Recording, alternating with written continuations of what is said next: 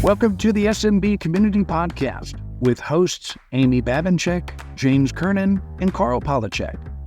Produced by Kernan Consulting and for the international MSP community.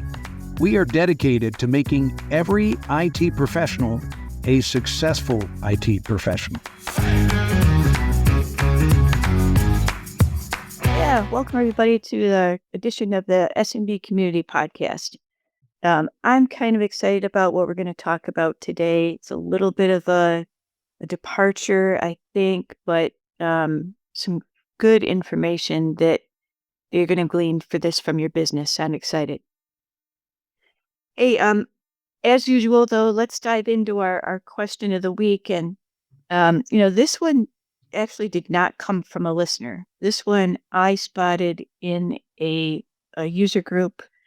And, it's one of these big MSP groups, 7,000 people plus in the group. And somebody asked, what about the 4-day work week? And what they were talking about is implementing a 32-hour work week for their techs instead of a 40. So a true 4-day work week. And it piqued my interest right away. I took a look at the comments, of which there were a lot. And the majority were in favor of moving to this 32-hour work week, and quite a few of them said they're doing it. So what do you think about that, James? That's interesting. Could you tell by looking at the group and the answers, were those business owners or were they more employees? They were business owners, so it's primarily a business owner group. Okay. And it sounded like the staff that they're moving is really their help desk staff. Yeah. Some of them are, say rotating but shifting, right? They've got some people with Mondays off, some people with Wednesdays off, some people with Fridays off. Yeah.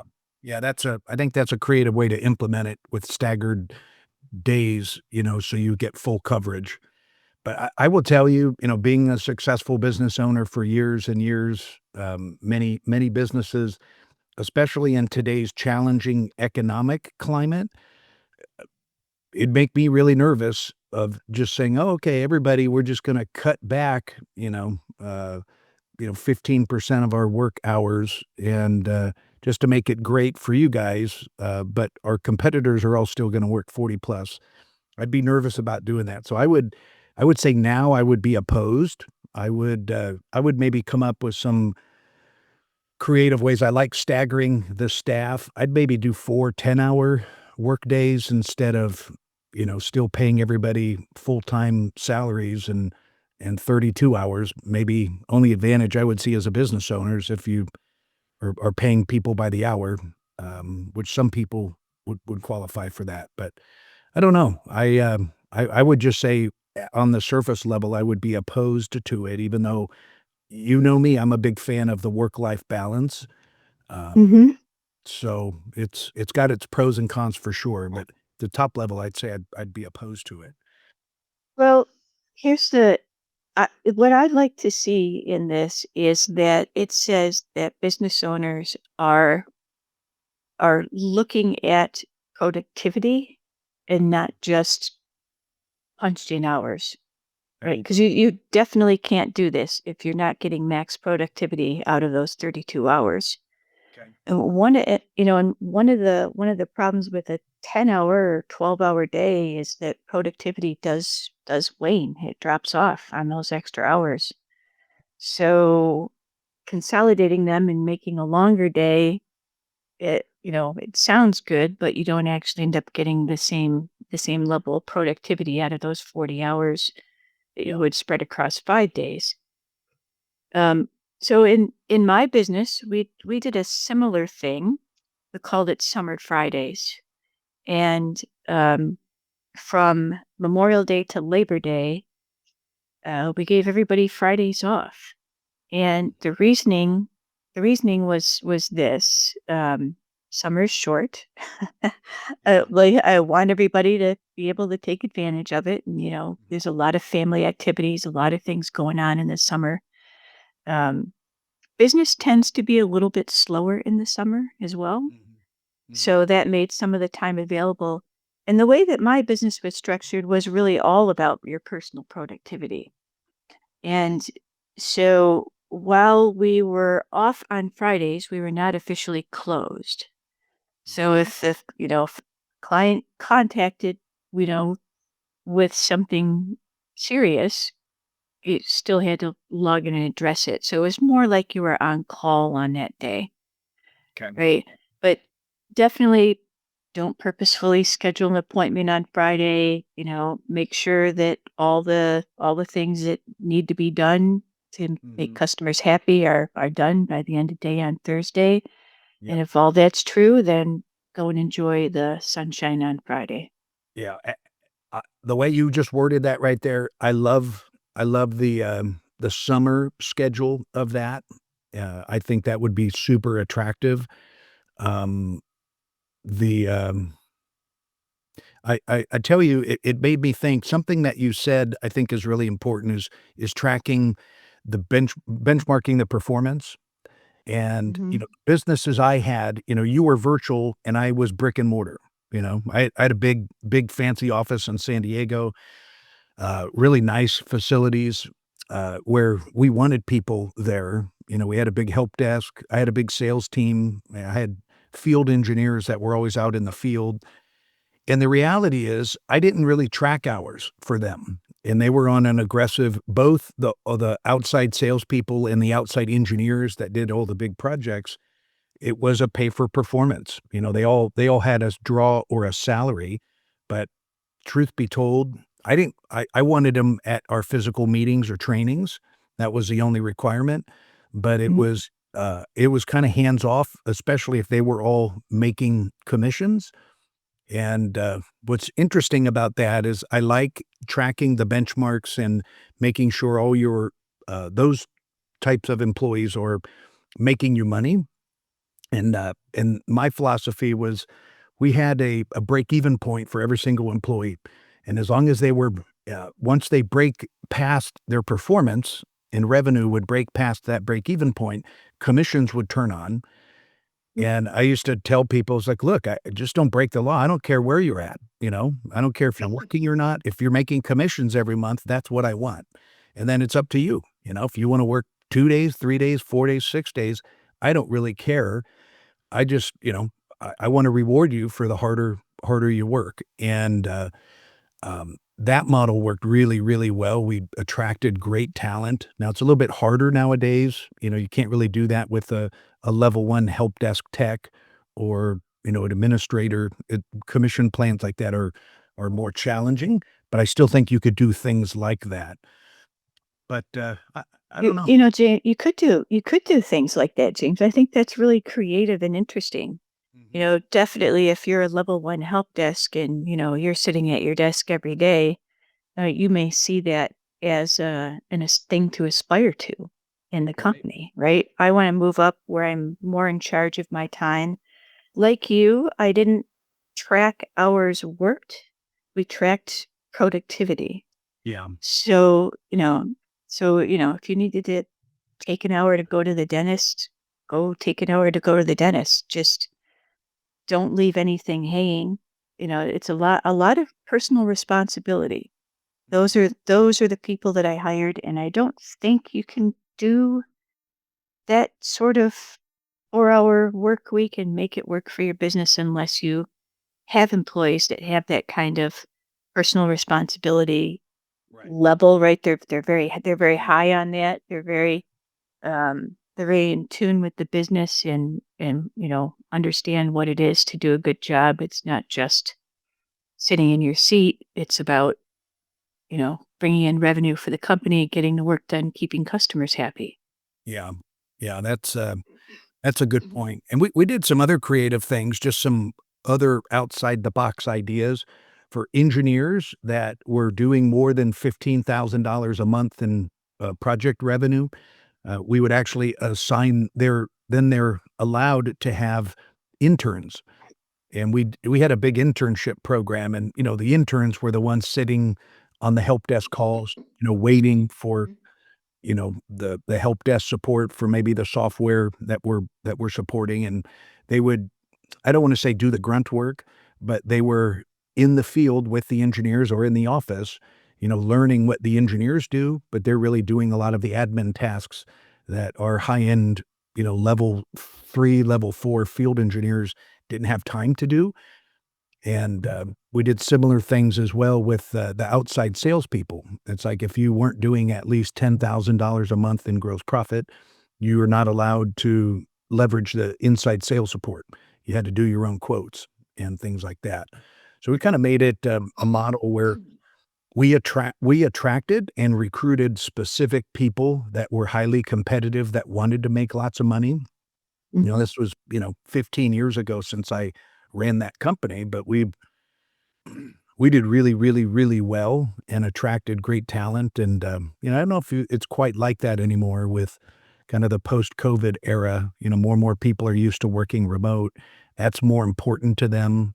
Um, so, I mean, I love this question. I would just say somehow I would work in those performance KPIs. That's how I would tackle that 4-day work week challenge Mhm. question. Yeah. You have to have a KPIs for all of your employees and know where they're at, and they should know where they're at. Yeah, yeah, You exactly. know, Well, great question. if you are judging their performance on bringing in that, 3 times revenue or 3 times salary, which is what I, was kind of my Mhm. baseline, Yeah, then they should know that too, right? right. Yeah. Yeah. Yeah, and I told people that, and I wouldn't publish because people could figure out what their salaries were if I published what the break-even points were, but we used to always share the production numbers, like the number of billable hours and, what the average bill rate per hour was. There was all sorts of competition going on, friendly competition, for those people, and, I love that kind of environment. It was a lot of fun. We had I some yeah, superstars. yeah, I published that information too for my techs, Mhm. and, it really did make a difference, right? You don't wanna be seen as the person on the bottom of the list. Right, right, yeah, exactly, and So the one in last place is always the one who's most upset about that program, right? yeah, I get yeah, well, it's, it's that old squeaky wheel problem, right? Mhm. Squeaky wheel gets the oil, but also gets replaced first. Right, So, right, yeah, if you're on the bottom of the list, look out, you know? You don't wanna be there, months in a row for sure. yeah. Alright, cool. Well, I really like that. So, I I f I feel, James, like we almost changed your mind about the Well, 4-day work week. I guess as I really thought about it, on the surface, immediately I would say no, but then as I thought about it, it really does boil down to performance. I've always been a pay for performance type of person, and Mhm. If that's important to people and making money, then, maximize those KPIs. And I still think, to finish my thought, I'm a huge believer in financially rewarding or rewarding somehow with recognition, uh, that you're top performers, and keep them, Yeah. keep people motivated. Yeah, I mean, That this is a reward though, Mhm. Um, yeah, the 4-day work week is a really, really nice benefit, and so especially if you're a smaller company, salaries are expensive, benefits are a little less expensive, so you can afford more to be heavy on the benefit side. But let's be honest, one last final question on this topic. Have you Yeah. ever met someone who would be willing to take a 20% pay cut because they wanted Fridays off? I mean, they always want the top dollar. They're comparing Right. themselves, right? I mean, I've Mhm. never had that conversation. That's the part would make me nervous, because you're not gonna save money with this. You might attract good people and retain good people, which is super important today, but, I'm just nervous about giving away 20%, 15, 20% of the work hours, and while your competitors aren't doing that, um, that would be the challenge. But great question, I love that. Alright. Hey, one of the places that I go for news every morning is LinkedIn. Mhm. Yep. And it they're very kind of subtle about it. It just shows up on the homepage over on the right column. But I find that they have some good insights, and you could also get insights if you want to delve into it more from other people that feel that they're experts in that area that have added their own, usually their own articles about that topic. So I really like that format. And today, when I looked in there, I thought, oh, well, I'll look to see if there's anything newsworthy we might talk about in today's podcast. And there wasn't much tech wise in there, but I did notice a theme, and it's a theme that as a business owner, sort of, definitely made me take notice, because the theme was about uh, cuts in sales, cuts in money, cuts in financing. It was all about cutbacks, and that's a little bit concerning. So, it talked about companies cutting spending, right? Companies are nervous about the tariffs and how that's going to impact the economy, and Right. the news about the very likely coming recession that's making businesses sort of hold back. That's not great for the tech industry, right? Our clients need to spend money on equipment and projects to keep things rolling. They also in there was an article about prices rising because of the tariffs, and those things are starting to kick in. They said May is when we're really going to start to feel that.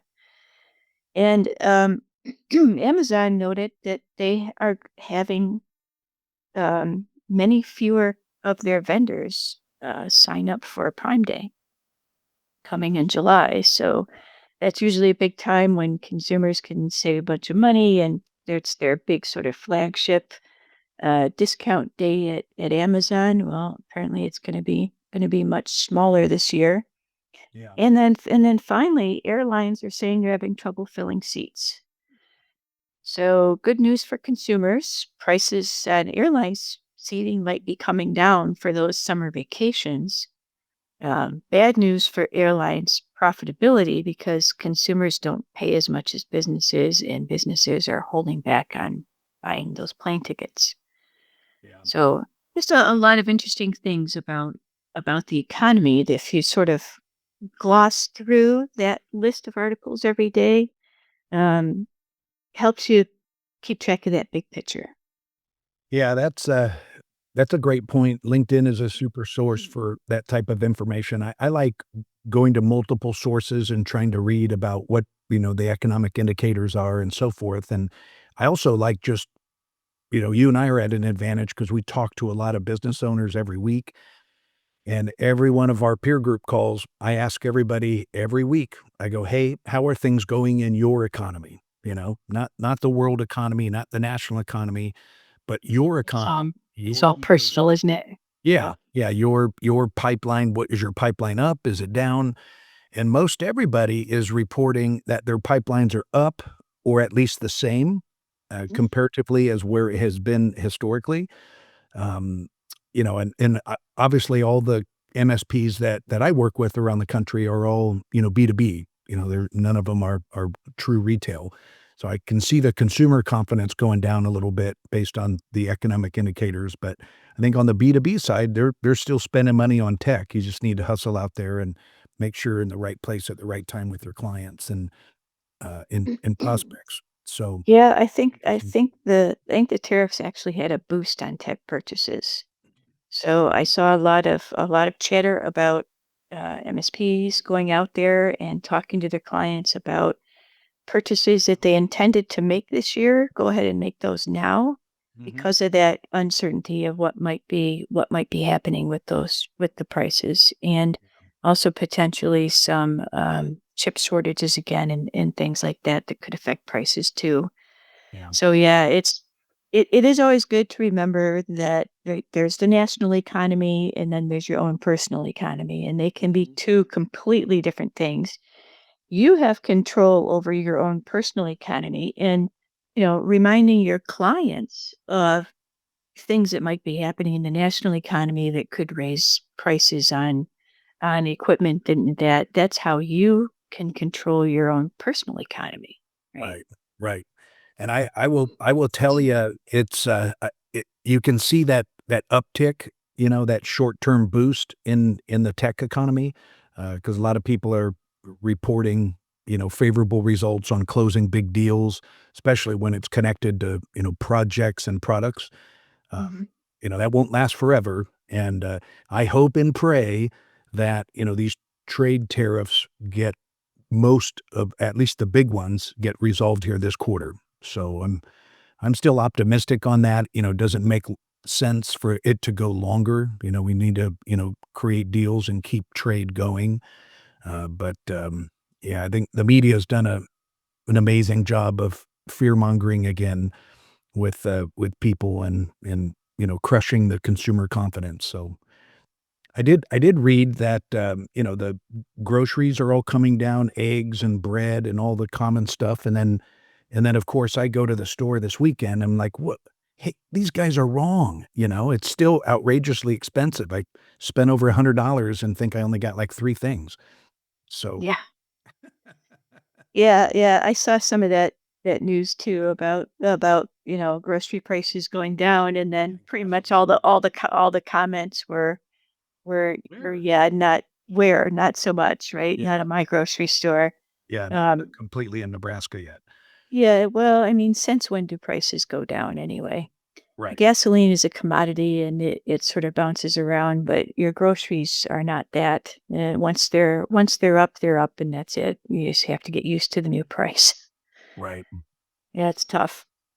Hey, we promised to talk about books Mm. and books that we think are worth reading. And I made a little list, and I tried not to make it too long because I think if they have too long of a list, maybe you will get overwhelmed and not read any of them. But Yeah. I don't know how many I made there. What, 8, 10, 8, I guess. Yeah, and I included a couple more of philosophy, right? And so James and I are going to include our book lists in our show notes. So be sure you guys go out there. Um, so I'll start and mention a few here. Um, a couple books that had influence on me and that I actually bought copies of and gave them to everybody that worked for me were the first three on my list. Execution, which is about how to actually get something going once you've made the decision that that, oh yeah, we should do that, right? Actually do it, right? It's a good book on the if you need motivation on why you need to focus on execution. That's a good book because it talks about the difference between companies that actually follow through and do the thing they say they're going to do and those that wait. Yeah. Waiting is the death. You visionaries out there that have all sorts of ideas, then Strength Finders, it's called an ideator. You need to read that book on That's execution. me. That's me. I'm an ideator, but I'm also an executor, right? I I So am too. I could tell you a funny story another time, but I'm a balance. I'm a visionary, very strategic, but yet, hey, can I make money? Is it repeatable? Are those things, how do I execute and go to market and make it profitable? I yeah, think of how to go to market, and without those 2 together, it's not a good idea. So, right. Well, oh, you're right. You're 100% right. So that's a good book. It's a classic. It's been around for a long time. Actually, the three that I bought for my staff have been around for a while. The next one is The Go Giver. Um, love that one. That's a great one. I love The Go Giver. It really helped employees understand the philosophy that I have about business. Right? That if if we give more than we get. If the we have the business attitude that we are here to serve. Um, that the go giver helps people understand why I make the decisions that we do, why we interact with customers the way that we do. It was a really good book, real quick, short read too. So I love those kind of books. The other one is Good to Great. Mm. Good to Great, also a pretty easy read as well. It's not terribly long. Good to Great is about why some companies are good and other companies are great. And the difference between good and great is actually a small amount of effort. And so the book does a really nice job of taking you through some stories and some examples. It's very storytelling forward about businesses that were good and businesses that were great, and you'll recognize some of those names. You're drawn to great businesses. People are not drawn to good businesses. Right. So striving to get past good is worthwhile. And then recently, and I think I mentioned these before in a previous podcast, two new books that are out by Annie Duke are How to Decide and Quit. Um, and they're related in some ways. Quit is about stopping doing things that aren't productive for you anymore, how to make those decisions, how not to hang on doing something for longer than you should be, right? Just because you've made money from that thing in the past or did things a certain way in the past doesn't mean that you should keep doing it. You can hang on to that old success right into the grave. So you have to stop doing it. And then how to decide is helping you do that execution part that we just talked about, right? Hmm. So you've you've got a bunch of good ideas. How are you going to decide between them? What's the best one? And she has some great techniques in there for helping you decide what to do. And then I also we have two books in here in my list that held great influence on sort of my outlook on the world and money and business. The first one is Your Money or Your Life, and I read this back when it came out in 1993. And there's a newer edition out there from 2018. It was rewritten by somebody else. So I haven't read that new one. I don't know if it's as good as the original. In the original, I'm sure that it's dated, but one of the first things that they have you go through in that book is an exercise to take a look at the amount of money that you've made in your working days up till the time when you're doing this exercise, right? How much money did I bring in? Mm. And what's my net worth? And why is there a gap? Right? Mm. Yeah. And for most people, it's going to be a really big, huge gap. So, like, where did that money go? And that's your starting point. That's the starting point of the book is, where did that money go? Why didn't it translate into my net worth? I've been working and making money. Why isn't it accumulating? Hmm. Um, and it's really then goes forward and puts out some pretty radical ideas on how you should look at new technology, new things, just how you decide if it's worth it for you to make certain types of investments or not. It could be a little austere. The author originally had an idea that um, if you held to a point in time, your life would get less and less expensive as the years went on. Hmm. Yeah.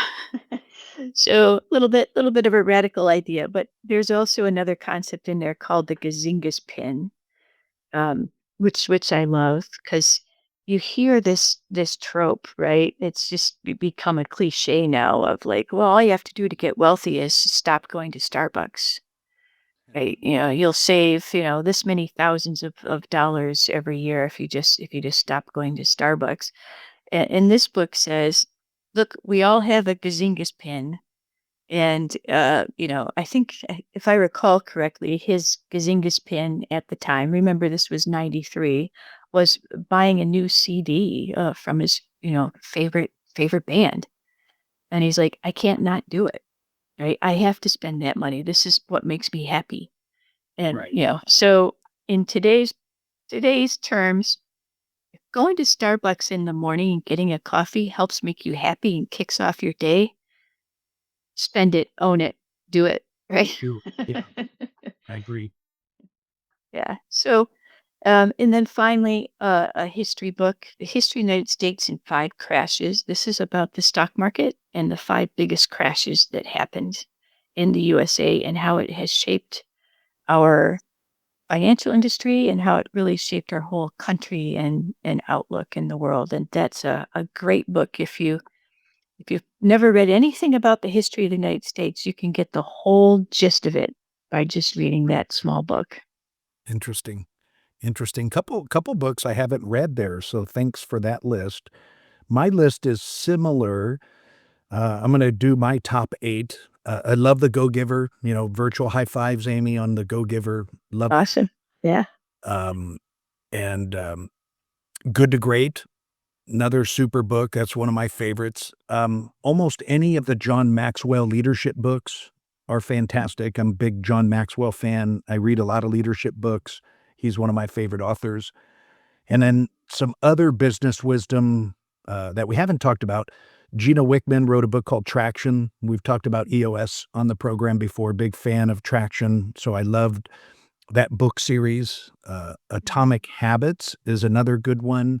Atomic Habits, kind of the golden nugget for me in there was just the power of your mindset and having that attitude of gratitude and being grateful for what you have. And most people, have a tendency of like, oh, I was so busy today. I had to wake up at 5 a.m. I did this. I did this. I had 20 meetings. I worked all day. And then you just change it instead of I had to, I get to. You change one word in that sentence. I get to wake up at 5 a.m. because I'm alive. I get to go to work and go to 20 meetings because I'm a, hot cod. Successful. Yeah, I'm Yeah. successful and busy making Yeah. money. I I get to love go that. to my son's baseball game. So what a great book that is. The That 5 sounds AM. good. Yeah. Let me just interject Yeah. one thing. I have a friend on Facebook who publishes every week the 5 things that she's grateful for, and I forget which day she publishes them on, but, she does it because not to look amazing on Facebook, but because it makes her think about it all week Yeah. because she knows she's gonna make this post, and so she's like, "Oh, this is something I'm grateful for. I'm gonna remember that," right? And so then at the end of the week, she's like, "These are the 5 things I was really grateful for this week." Yeah, your whole mindset, your attitude completely changes when you think of things that you're grateful for instead of things that are problems, you know? Mhm. I think that's really important. The Yeah. 5 AM Club is another good book. It's about discipline and good habits, the 5 AM Club. Oh, Yeah, God. yeah. Another James, one I know, James, 5 AM, you know what I call that? Murder o'clock. Murder O'Clock. Yeah. Well, I tell you You'll what, feel it. It's the everybody news, man. everybody's not gonna believe me, but I tell you what, when I had big businesses and I hired lots of people, remember I told you I recruited specific people, and I used to recruit a lot of people with athletic backgrounds. I was a student athlete, for, my whole, collegiate career and high school and so forth, and we were the ones who got up at 5 AM and worked out for 2 hours before we went to class and did all the same classes and the same tests as everybody else, Mhm. still got A's and B's, worked 3 jobs. Uh, you know, I like the discipline that comes out of that and the competitiveness, and especially team sports. I like the team sports where people learn how to play on a team and stay in their swim lanes and, understand what their tasks are each play. I leverage that in my business very successfully. So I love that book. 2 other ones real quick. One is a tearjerker, so be careful. It's kinda like Oh. Purpose-Driven Life, but it's called Halftime. Bob Buford. Mm. R It was an amazing story about a super successful executive in the telecom space. He lost his son in an automobile accident, just poof, he's gone, Mm. and that changed his whole mindset into, "Hey, why am I working so hard my whole life just to earn all this money and be gone all the time? I need to it should be more about having a purpose and creating a legacy." And that book, for those of you that are into that type of thing, check out Halftime. That's a great book. And then the last one, as a man of faith, I mean, something that's really important to me and my upbringing, I'll just say, another favorite book of mine is the Bible. And I try to read it every day. Specifically, if somebody wants some business knowledge, just read the book of Proverbs. It's about doing the right thing, and it's shocking how many good nuggets come out of the book of Proverbs alone. So that would be my list. It's hard to just do a top 8. I could keep talking about this forever, but what a great topic today. What our favorite books are. I love that we both included a little bit of our life philosophy books in there too, Yeah, right? yeah, Because it is, running a business it's personal. I always say, a business takes on the personality of its CEO, and you've mentioned that a few times today about the kinds of people that you hired, and I talked about the the motivations and the personal responsibility was really important to me and the people that I hired. And it's good to find books like this that help you solidify that philosophy. I know coming out of school I had certain ideas and thoughts, and then when I, started reading some business books and I found things that really resonated and supported those, it, made me stronger in my convictions in the way that I wanted to run my business. exactly. So I hope for everybody that they find some inspiration in those. Awesome. Yeah, we'll share the list of books up in the show notes for everybody as well. So, Awesome. Yeah. Yep. Go grab those show notes, guys, and let us know what you think of those books. And thanks for listening today. We will hear you next week on the SMB Community Podcast. all right, take care, everybody. Have a great week. Thank you for tuning in to the SMB Community Podcast. If you found this interesting or fun, please subscribe, share with your friends, and give us a thumbs up on your favorite social media. We would love to hear from you, so reach out anytime on the website at smbcommunitypodcast.com.